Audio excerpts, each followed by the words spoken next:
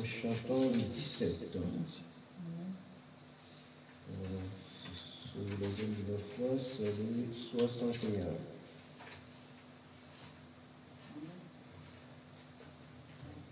Oh, quel bonheur de le connaître. Oh, quel bonheur de le connaître, l'ami qui ne saurait changer, de l'avoir ici bas promettre, pour défenseur et pour berger.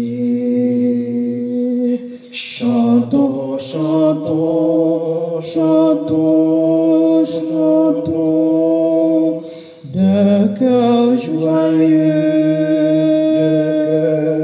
joyeux, le grand amour du Rédempteur,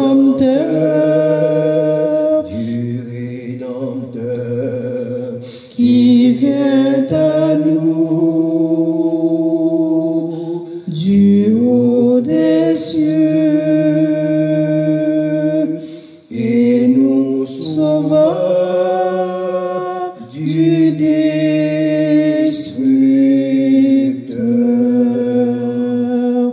Dans la misère et l'ignorance,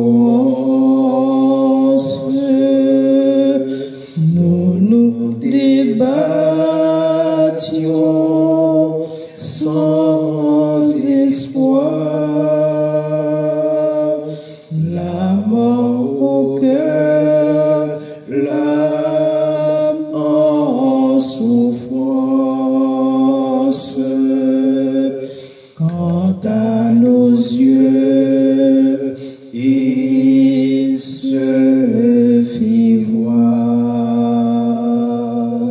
Chantons, chantons, chantons, chantons, d'un cœur joyeux,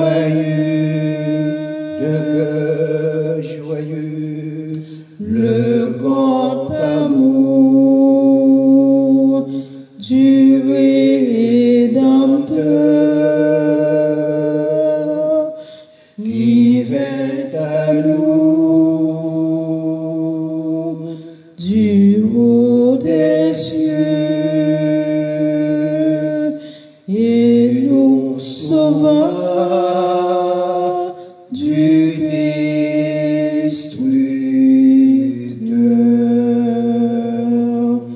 Il nous apporte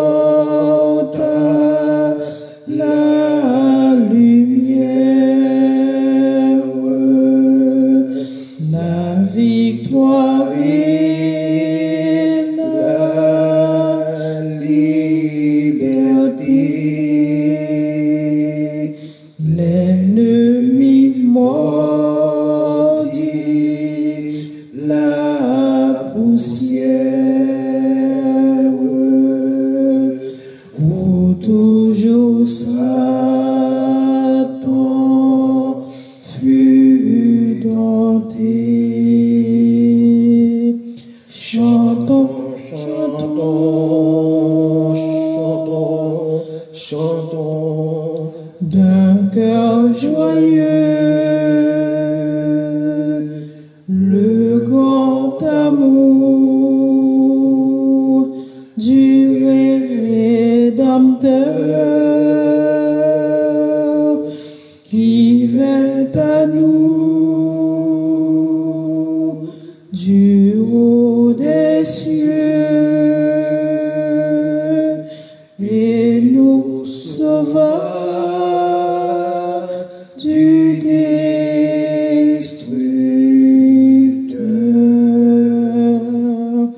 Vers l'avenir marchons sans crainte, puissance aussi du lendemain, pas à pas nos pieds dans l'empreinte de ses pieds sur notre chemin. Chantons, chantons d'un cœur joyeux le grand amour du Rédempteur qui vient à nous du haut des cieux et nous sauva du destructeur.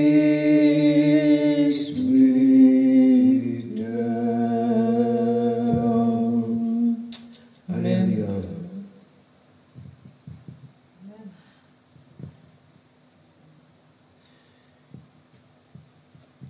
Alléluia. Père Saint, nous voici devant toi, oui, avec un nos manquements, avec notre faillibilité. Nous voici devant toi dans un monde qui n'est pas celui des chrétiens.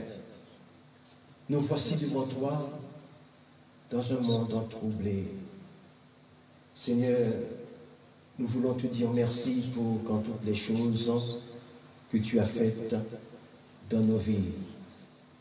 Nous voulons te dire merci également pour le miracle de la vie. Oui, tu as mis un petit moteur dans notre corps. C'est grâce à ce petit moteur qui tourne depuis plusieurs décennies, Seigneur, que nous sommes en vie. C'est un miracle, Père. Nous voulons te dire merci pour cela. Merci pour ce petit moteur que tu mets dans nos vies, dans nos corps. Ce petit moteur n'est que notre cœur qui nous permet de vivre. Et si nous vivons, Seigneur, en tant que chrétiens, nous vivons pour te plaire. Oui, Seigneur. Nous te demandons, Père, au nom de Jésus, de libérer ta puissance, de libérer la puissance de l'Église, de libérer la puissance de délivrance ce matin sur toutes celles et tous ceux qui nous écoutent, qui nous regardent. Père, Père, tu ne veux pas que les hommes soient perdus. Tu veux qu'ils connaissent la voie du salut. Et cette voie, c'est Jésus, le chemin, la vérité, la vie. Seigneur, nous te demandons de bénir le message dans l'Évangile qui, dans quelques secondes, va être annoncé. Nous te demandons de rendre des cœurs réceptifs et de permettre que cet enseignement fasse effet dans la vie, fasse effet dans la vie de chacun et de chacune qui nous écoute, au nom de Jésus. Le thème du message de ce matin est la différence entre le royaume des cieux et le royaume de Dieu. Je vous invite à faire une lecture avec moi dans le livre de Matthieu, chapitre 13, à partir du verset 24 au verset 47.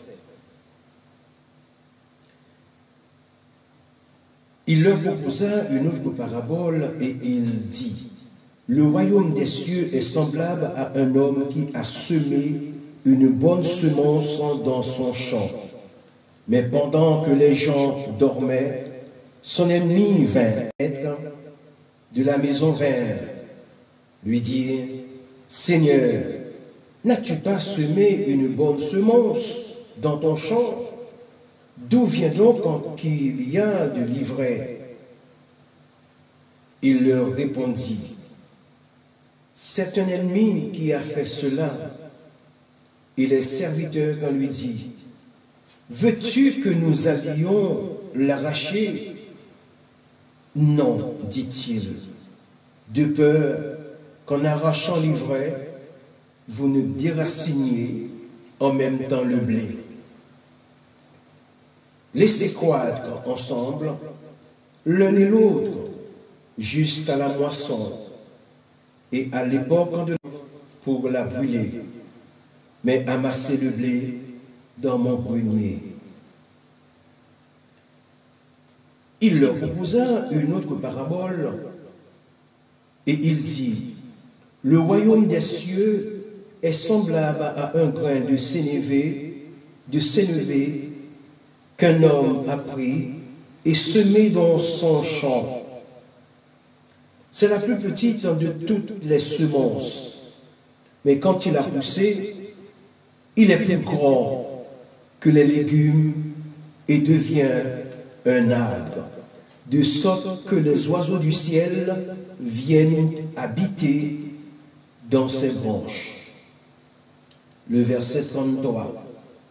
Il leur dit cette autre parabole, « Le royaume des cieux est semblable à du levain qu'une femme a pris et mis dans 3 mesures de farine jusqu'à ce que la pâte soit toute levée. » Verset 34. Jésus dit à la foule toutes ces choses en parabole, et il ne lui parlait point sans parabole. 35.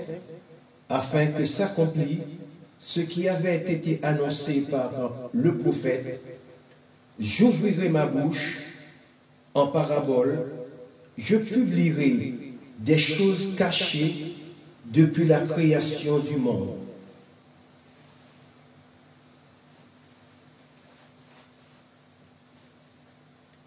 Alors, il renvoya la foule et entra dans la maison.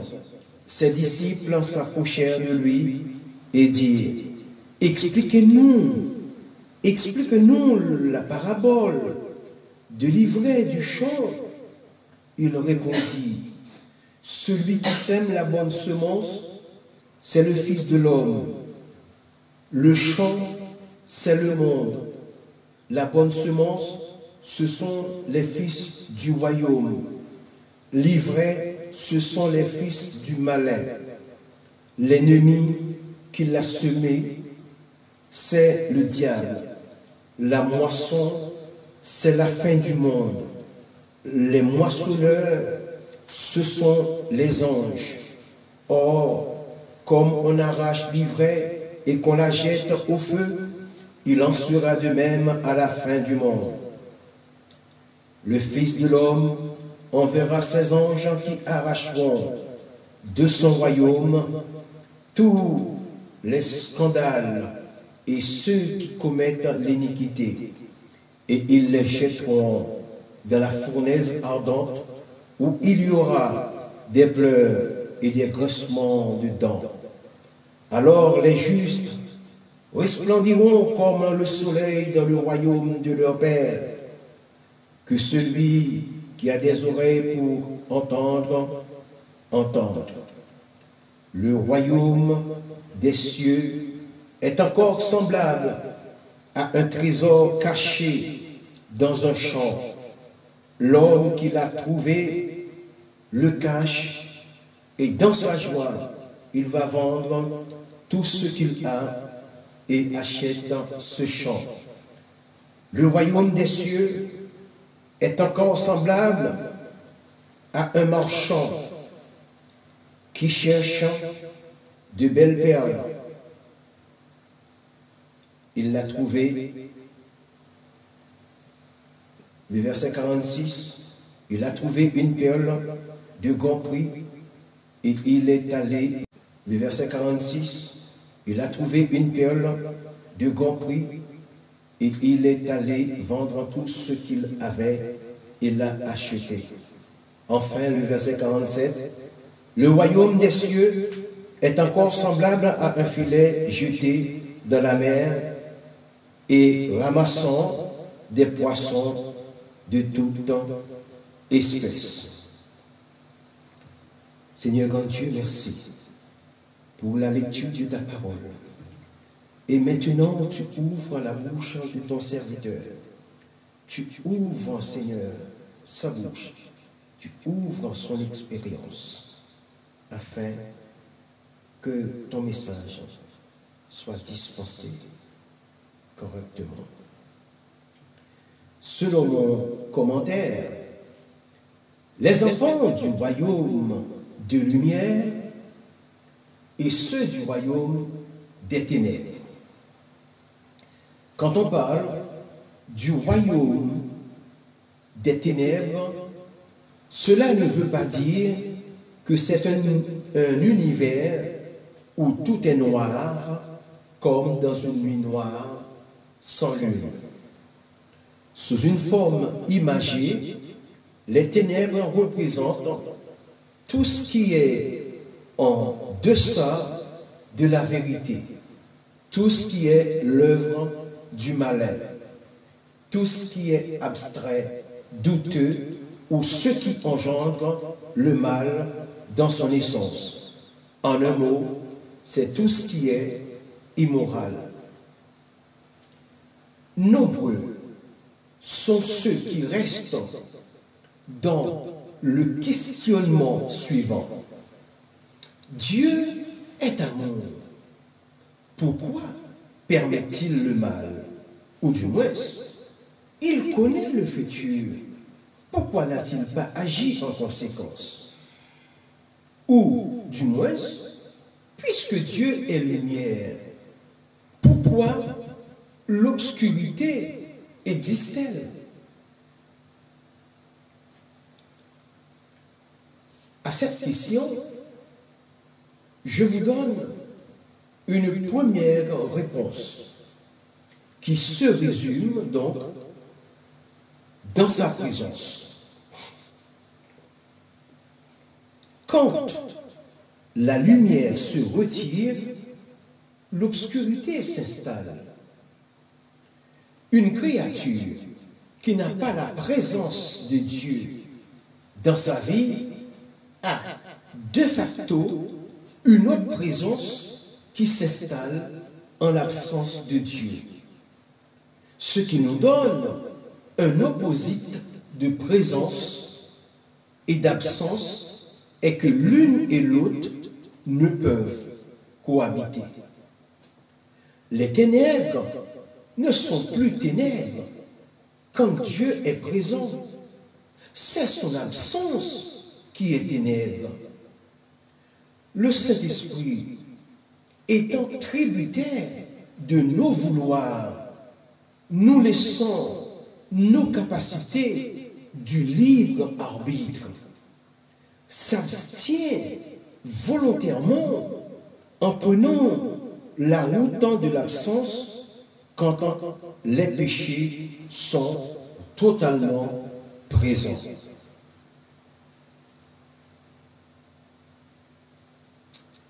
La vie éternelle est enlevée dans le jardin d'Éden quand la mort spirituelle a fait son entrée dans la vie du couple adamique. Dans le royaume des ténèbres, on trouve tout ce qui est décrit dans Galates 5, du verset 19 au verset 21. Ce sont l'impureté, la dissolution, l'idolâtrie, la magie, les inimitiés, les querelles, les animosités, les disputes, les divisions, l'envie, l'ivrognerie, les excès de table et les choses semblables, parce qu'il y en a davantage. Dans le royaume de lumière, on trouve tout ce qui est décrit dans les versets 22 et 23 du même chapitre. Et ce sont l'amour, la joie, la paix, la patience, la bonté, la bénignité, la fidélité, la douceur, la tempérance. Quels sont maintenant les deux royaumes de lumière? Ce sont le royaume des cieux et le royaume de Dieu. Dans quelques cas, le royaume des cieux et le royaume de Dieu ne font qu'un seul. Dans une certaine spécificité, le royaume des cieux est un royaume qui s'exerce sur la terre, quand, bien sûr, le royaume de Dieu est un royaume qui s'exerce dans l'univers du firmament avec les créatures célestes. En ce qui concerne le royaume des cieux, Jésus a présenté 6 paraboles de comparaison. Il les a commentées avec soin pour montrer que le royaume des cieux traite avec tout ce qui est terrestre, tandis que le royaume de Dieu, plus précisément, traite avec le firmament inaccessible. Selon Matthieu chapitre 13, du verset 24 au verset 47, il caractérise les 6 paraboles comme celles qui suivent. Point 1. Dans la parabole de la bonne semence, il déclare que l'ivraie, même si elle est une mauvaise herbe, ne doit pas être arrachée brutalement, de peur de ne pas déraciner les bonnes plantes qui sont encore jeunes. Le second point, dans la parabole du grain de senevé, il met l'accent sur le plus petit grain qui devient un grand arbre. Nous abordons maintenant le point 3 pour la 3e parabole. Dans celle du levain, il met l'accent sur le produit de l'homme qui transforme l'état initial d'un produit en valeur augmentée. 4e point, ou 4e parabole, il dépeint le royaume des cieux comme un trésor caché et retrouvé par un autre qui, pour se l'approprier, doit acheter le champ dans lequel se trouve le trésor pour qu'il en soit le propriétaire légal. 5e point. En 5e position, il compare le royaume des cieux à une perle de grande valeur à qui sait connaître la valeur intrinsèque d'une pierre précieuse. Comme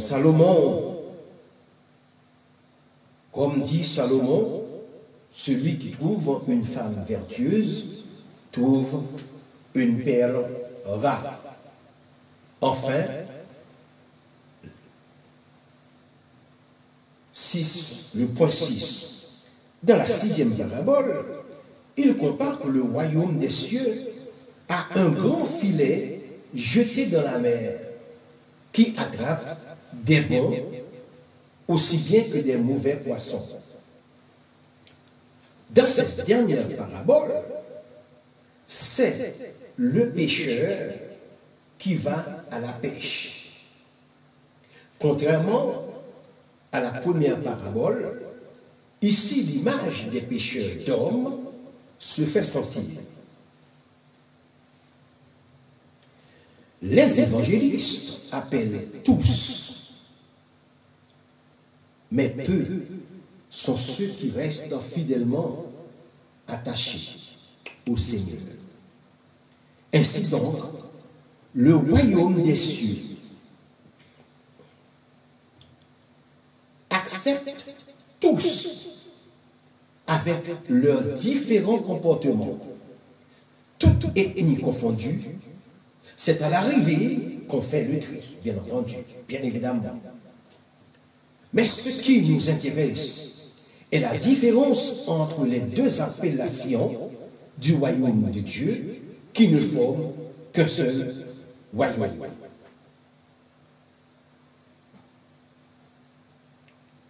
Il existe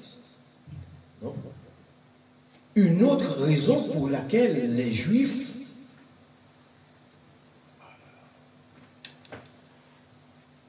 d'alors utilisent l'expression le royaume des cieux. Il était de coutume, par respect pour le nom de Dieu, d'employer d'autres expressions pour dire le royaume de Dieu. Comment peut-on comparer cette façon de faire dans le monde d'aujourd'hui? Alors, dans le monde d'aujourd'hui, pour dire le palais présidentiel américain, on dit bien évidemment la Maison Blanche. Pour celui des Français, on dit l'Élysée. Pour le royaume de Dieu, on peut toujours dire Dieu. Quand bien même le royaume des cieux s'exerce sur la terre, entre les deux venues du Seigneur, Jésus caractérise le gouvernement divin. Le nom de Dieu est tellement respecté par les Juifs que ceux-ci utilisèrent différentes appellations pour s'adresser à Dieu. La première appellation se trouve en Genèse, chapitre 17, verset 7, où Dieu est appelé Elohim, qui veut dire créateur puissant et fort. Quand bien même c'est à partir de Genèse, chapitre 4, verset 26, qu'on commença à invoquer l'Éternel après la naissance d'Enoch, fils de Sem.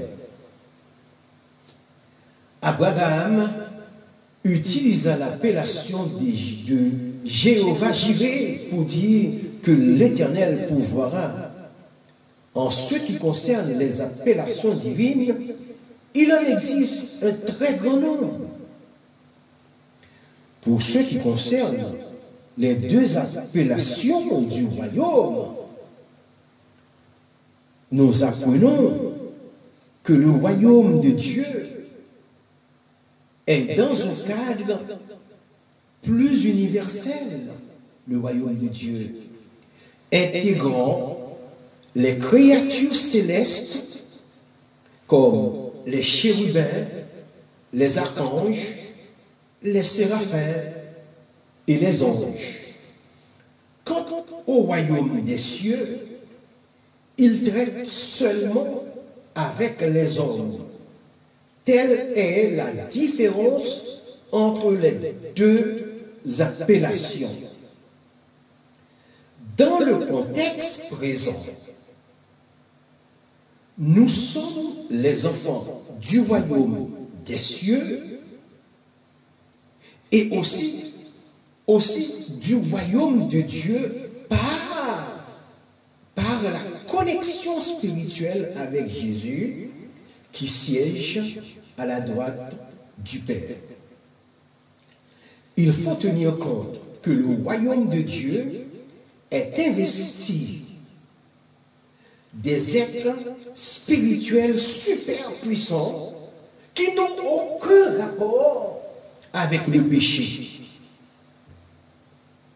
Ils n'ont aucun rapport avec le péché. Mais dans le royaume des cieux, le royaume des cieux qui traite avec des hommes, il y a quelques caractères de péché. Mais dans le royaume de Dieu,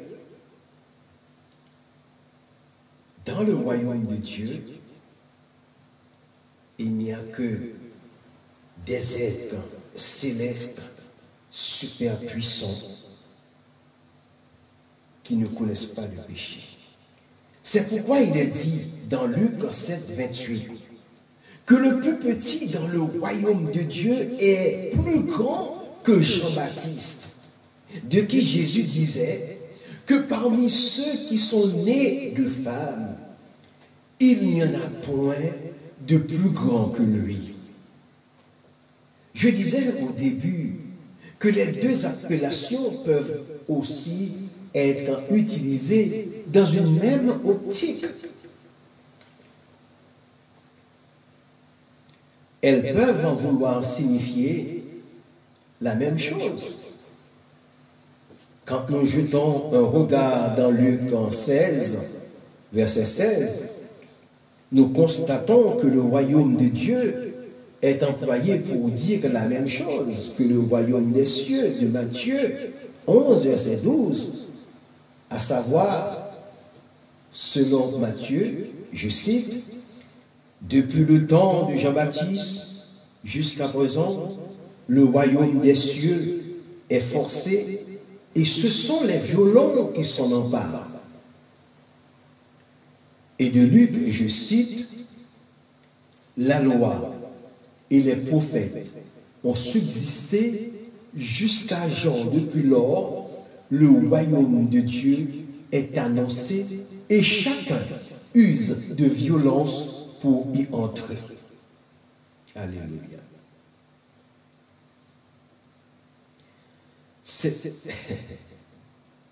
Je fais un petit récapitulatif en ce qui concerne le royaume des cieux et le royaume de Dieu.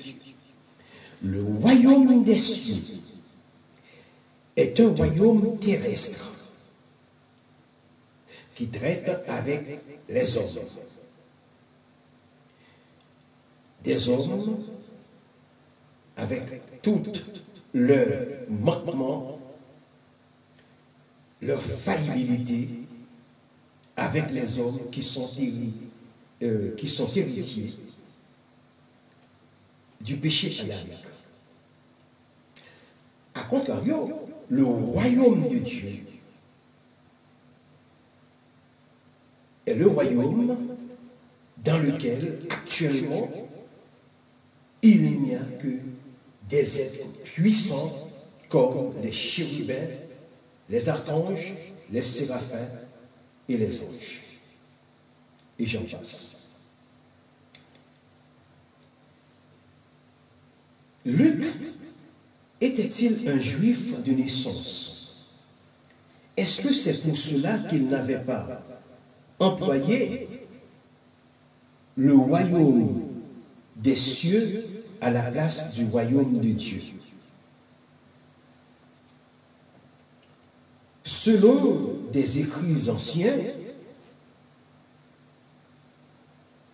on rapporte que Luc est né à Antioche, en Syrie, grec de naissance, médecin de profession, célibataire comme Paul le fut. Je n'ai pas pu trouver la date exacte de sa conversion. Il est probable que sa conversion soit postérieure à la Pentecôte ou parmi les premiers à être convertis pour devenir plus tard compagnon de travail de l'apôtre Paul. Quant aux détails de son lieu de naissance et à sa famille, la Bible a voilé cette partie.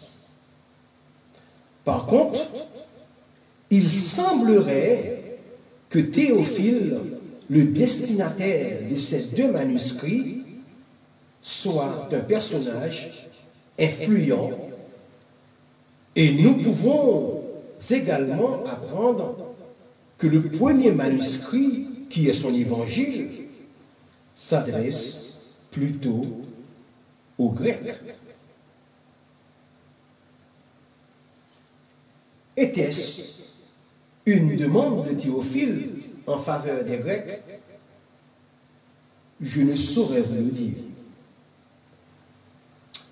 Étant donné que je n'aime pas fouiller dans les écrits apocryphes, je me contente des données présentées, aussi infirmes qu'elles soient. Maintenant, tout devient clair. Nous avons des données pour résoudre l'équation de Luc. Nous savons que son évangile s'adresse aux Grecs. Nous savons qu'il ne faisait pas partie des 12 disciples choisis par Jésus. Nous savons que le récit de son évangile est établi à partir des déclarations des témoins oculaires. Donc, est-ce qu'il a délibérément employé l'appellation du royaume de Dieu quand les Juifs antérieurs à son époque auraient employé le royaume des cieux? Donc, ce que, bien évidemment, nous savons est que le royaume des cieux est annexé au royaume de Dieu qui englobe tous ceux qui se réclament de Christ sur la terre. En effet, la domination de Dieu qui se manifeste présentement, aussi bien dans le royaume de Dieu que dans le royaume des cieux, s'exercera dans le royaume millénaire. Les enfants du royaume de lumière, que sont ceux du royaume de Dieu et le royaume des cieux, possèdent tous les bagages spirituels nécessaires pour vaincre l'immoralité. Pour vaincre l'immoralité, pour ramener les ténébreux à la lumière, pour se soustraire à eux-mêmes des emprises du malin. Toutes les fois que vous ne recherchez pas d'abord le royaume de Dieu, avant de rechercher les choses du royaume de la vanité, vous faites violence au royaume de Dieu dans le sens littéral de Matthieu 6, 33. Cependant, la violence en question peut se traduire par une ferme résolution au sens figuré.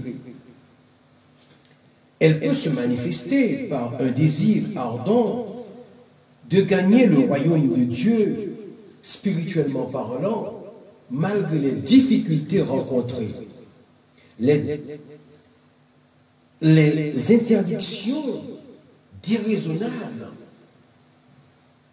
les manquements et les conditions temporelles, puisque le temps, depuis le temps de Jean-Baptiste jusqu'à présent, le royaume des cieux est forcé. Et ce sont les violents qui sont dans le royaume des cieux est forcé. Et ce sont les violents qui sont en bas, selon Matthieu. Le verbe emparé de ce verset, employé à la forme pronominale, a pour sens de prendre possession de quelque chose ou de quelque lieu, comme dans le sens de s'emparer d'une forteresse où les occupants doivent, de gré ou de force, abdiquer. Nous sommes sûrs qu'aucune autorité, primauté ou royauté ne peut s'emparer du royaume divin pour faire abdiquer notre Yahvé Sabaoth, qui signifie l'Éternel des armées. Si on tient compte que le royaume de Dieu est inébranlable, personne ne peut y entrer en faisant violence sur autrui. Autrement, son entrée sera celle du jugement. L'expression « les violences s'en emparent » ne doit pas être interprétée littéralement au risque de placer le royaume des cieux en deçà des royaumes terrestres. Cependant, après avoir interrogé le texte de Matthieu 6, verset 33, celui-ci m'a directement introduit dans Luc en chapitre 5, versets 19 et 20, qui montre le type de violence dont il est question.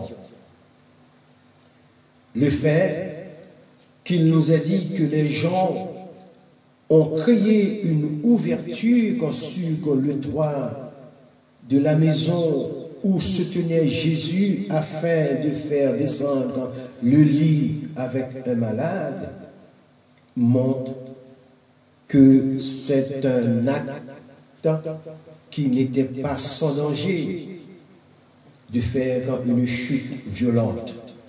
Là, c'est une saine violence de la foi pour entrer dans le royaume.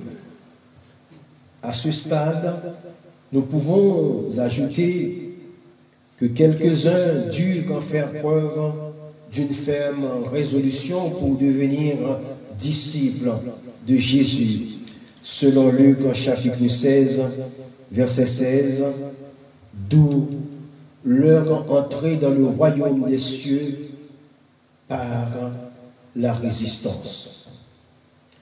Par la résistance de la foi, ils ont résisté à la famine, ils ont résisté devant la perte financière totale, ils ont résisté à la maladie, ils ont résisté à l'ignominie, au mépris, à l'abandon et à la solitude.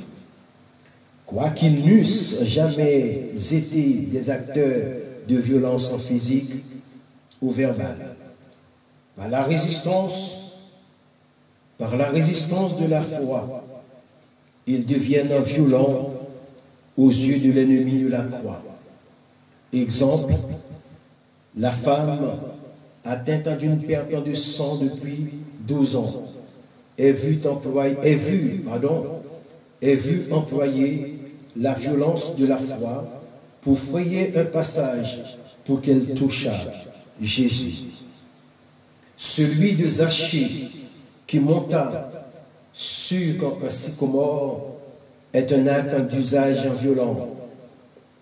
D'autres types de violents peuvent s'emparer du royaume des cieux par une repentance sincère ou une conversion totale. Le brigand sur la croix s'en fut emparé par la repentance en disant à Jésus, « Souviens-toi de moi quand tu viendras dans ton règne. » Bien d'autres encore, comme l'apôtre Paul, se sont emparés du royaume des cieux.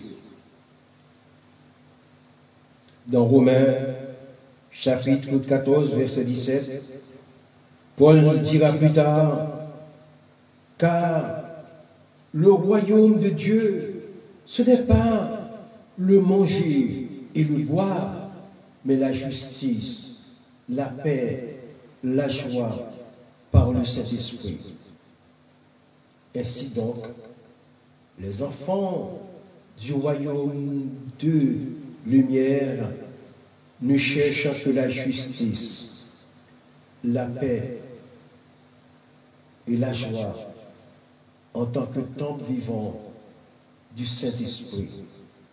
Mais les enfants du royaume des ténèbres ne provoquent que le contraire, qui se traduit par l'injustice, l'agitation, le meute, l'angoisse, la bagarre, la bataille, la brouille, la dispute, le conflit, la contention, l'inquiétude, la querelle et le cœurement.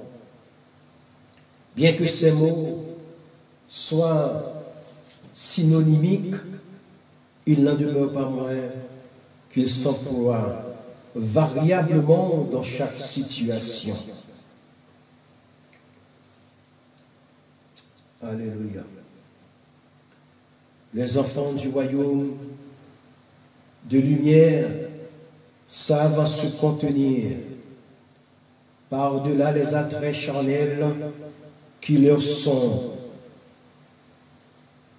des ennemis internes et avec lesquels ils doivent accepter de vivre en demandant à Dieu de les aider à accepter ce qu'ils ne peuvent pas changer. Bien que le royaume de Dieu soit inaccessible et inébranlable, les enfants de Dieu le reçoivent.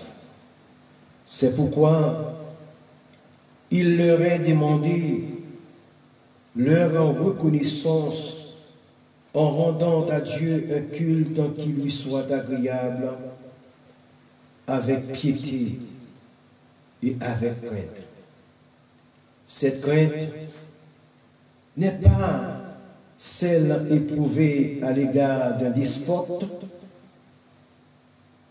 mais un sentiment noble éprouvé à l'égard d'un père à qui on aimerait toujours plaire. Une crainte de ne pas perdre la communion avec lui.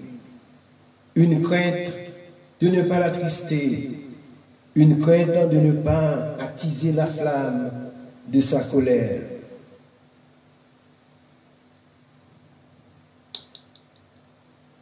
Car tout ce que nous éprouvons, le Saint-Esprit l'éprouve aussi. Le Saint-Esprit peut s'attrister selon Éphésiens 4:30. Il peut recevoir de l'opposition selon Actes 7, verset 51. Il peut rencontrer de la rébellion selon Ésaïe 63, verset 10. Il peut être outragé selon Hébreux 10, verset 29. Il peut s'éteindre selon 1 Thessaloniciens 5:19. Et tout comme Jésus pleura un jour, Tout comme Jésus pleura un jour, il peut aussi pleurer, selon Jean 11, verset 35. Parce que quand nous versons des larmes dans les choses de Dieu, ces larmes s'appellent les larmes du Saint-Esprit. Mes petits enfants, l'heure vient où certains arbres sont tombés par faute d'enracinement. L'heure vient où des branches ont séché par faute de réception de la sève nourricière. L'heure vient où les enfants du royaume de lumière vont demander de l'aide à ceux du royaume des ténèbres par le spiritisme.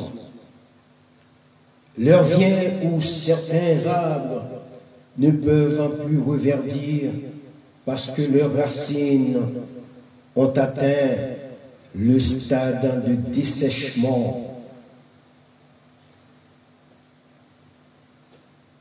Mais il y en a un qui est la substance par excellence et qui ne perdra jamais sa substantialité parce qu'il est consubstantiel avec le Père. Comme branche restant attachée au pied de la vigne, le cep et les sarments, Jésus et les chrétiens, selon Jean 15, verset 5. Soyons toujours des enfants du royaume de lumière. Amen. Chers amis, vous venez d'écouter la différence qu'il y a entre le royaume des cieux et le royaume de Dieu. Je pense que vous avez été très assidus. Prions. Céleste Père, que ton nom soit exalté, que ton nom soit béni. Merci d'avoir ouvert les écluses des cieux pour libérer ta grâce sur moi, pour libérer ta grâce sur celles et ceux qui ont écouté ce message. Merci Seigneur, parce que tu ne changes pas. Tu es le même hier, aujourd'hui et éternellement. Tu ne mettras jamais dehors celui qui vient à toi. Seigneur éternel, notre Dieu, fais ta volonté, que ta volonté se manifeste dans ma vie. Je te prie, Père, de bénir mon ministère, au nom de Jésus. À vous qui venez d'écouter ce message,